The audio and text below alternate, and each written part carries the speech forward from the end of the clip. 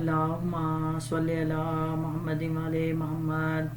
बचपन में ज़िक्र शाह में जाने का शौक़ था, मातम में दोनों हाथ उठाने का शौक़ था।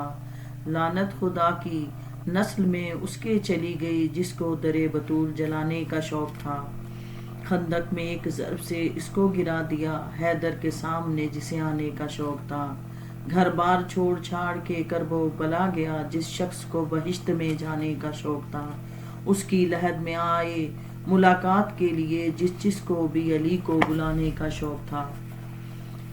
एक मरतबा जनाब सैयद सज्जाद तशरीफ़ फरमा थे। एक शख्स ने आकर मौला से अपनी हाजत तलब की और कहा, मौला मैं 3 रोज़ से भूखा हूँ, मेरी मदद करें। मौला ने घर में पैगाम भेजा, फरमाया कि जो खाना मेरे लिए रखा है वो दे दें।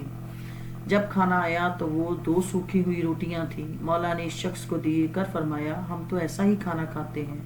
वह शख्स रोटियां लेकर चला। रास्ते में उसे एक मछली फरोश नजर आया। उसे एक सूखी हुई रोटी दी, कहा कि मुझे मछली दे दो। उसने इतनी सूखी हुई रोटी देखकर बासी मछली दे दी। उसने मछली को लिया और आगे बढ़ा। एक नमक फरोश को देखा, उसे दूसरी रोटी दी और नमक लिया। घर आकर बीवी को दिया, कहा जल्दी से मछली बनाओ। बीवी मछली को साफ करने लगी। जब मछली को काटा, इसमें से 2 मोती निकले। बीवी ने वो मोती शोहर को लाकर दिखाए तो शोहर ने कहा कि एक मुझे दे दो। वो एक मोती लेकर बाजार गया, मोती बेचकर घर का सामान खरीदा।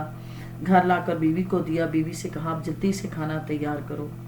दोनों आकर दस्तरखान पर बैठे। जो ही दस्तरखान पर बैठे तो दरवाजे पर दस्तकुलबाब हुआ।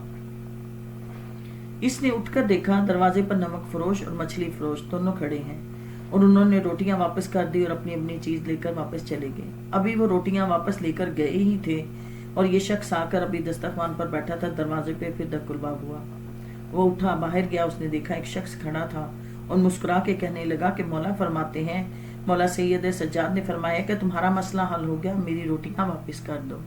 अल्लाहुम्मा सल्ली अला मोहम्मद वाले मोहम्मद।